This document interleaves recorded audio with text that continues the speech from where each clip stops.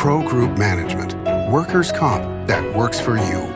This is 7 at 7 from the Las Vegas Review-Journal. Good evening, I'm Jen Ah. Thanks for joining us on 7 at 7.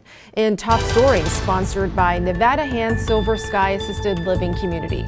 Learn more at nevadahand.org. Breaking today, the tumultuous saga for the Raiders continues. Former head coach Jon Gruden is now suing the NFL and its commissioner, Roger Goodell. The lawsuit accuses Goodell and the league of waging a malicious and orchestrated campaign to ruin Gruden's career, and that he was, quote, forced to resign.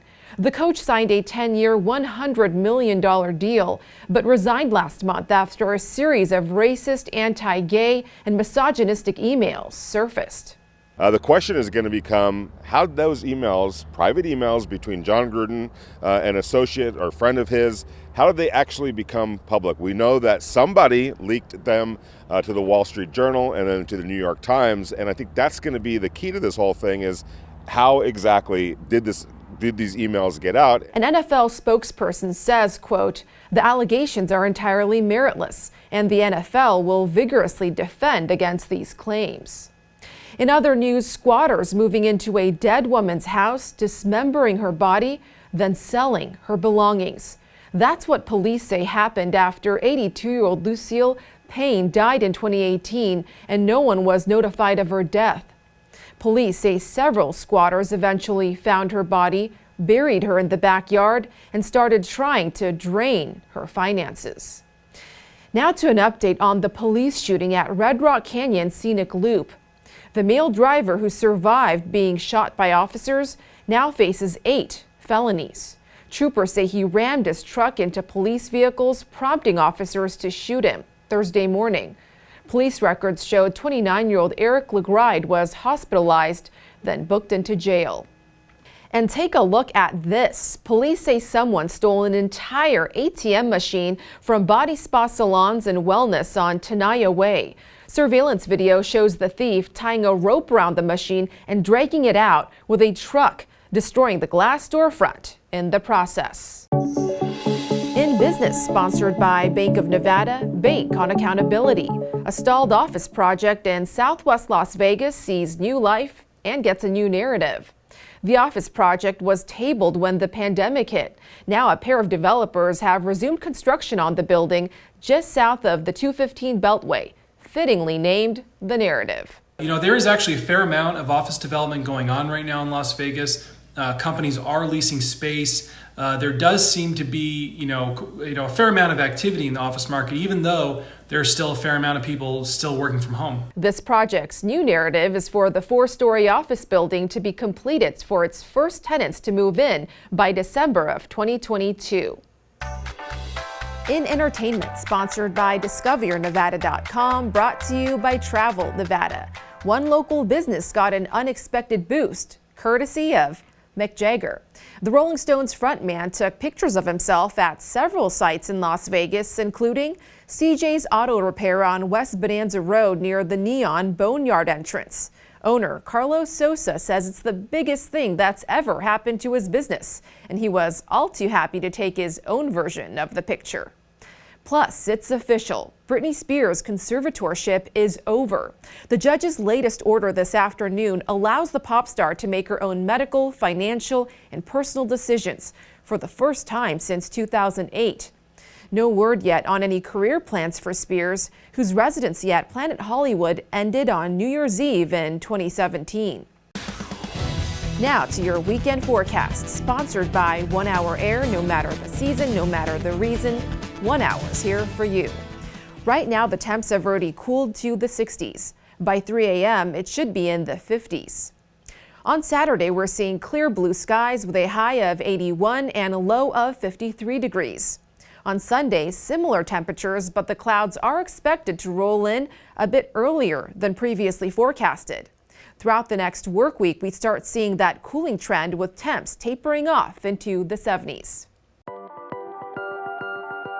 In health, sponsored by 4M Dental, love your smile again. After not updating COVID figures on Veterans Day, Nevada logs more than 1,200 cases and 11 deaths over 2 days. When averaged over those 2 days, the new cases were well above the 2-week moving average of 505 per day. And if you're going to the Raiders game Sunday at Allegiant Stadium, there are several ways to show you're vaccinated. If you cannot use the Clear Health Pass app on your phone, the Raiders will offer alternate screenings from 1 to 7 Sunday in Lot B on the north side of the stadium and Lot J on the south side. Sports, sponsored by Station Casinos, STN Sports. Download the app and get a bonus up to $500 when you sign up. The 2022 NHL All-Star Weekend in Las Vegas might not be limited to T-Mobile Arena. The league is considering having outdoor events on the Las Vegas Strip as a part of the skills competition on February 4th. The NHL All-Star Game will be February 5th at T-Mobile Arena. All-Star Weekend will come during a busy week in Las Vegas, as the East-West Shrine Bowl will take place February 3rd and the NFL's Pro Bowl will be played February 6th, both at Allegiant Stadium. Sports betting, sponsored by Las Vegas Paiute Tribal Smoke and Cigar Shop. Circa and Caesar Sportsbooks each reported taking sharp bets on the Raiders over the Chiefs at the opening line of +3 and at the current consensus line of +2.5 for their AFC West showdown on Sunday Night Football at Allegiant Stadium.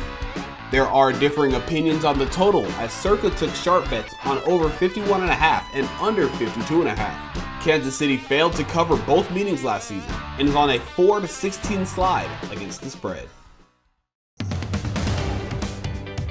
In your lifestyle news, a new vegan culinary school opens in Las Vegas for those curious about transitioning into a plant-based diet. Review Journal's Renee Summerhour has more on their mission to teach and inspire. Renee? Jen, the owners say they want to introduce people to alternatives to animal-based food items that they otherwise thought could be difficult to adopt.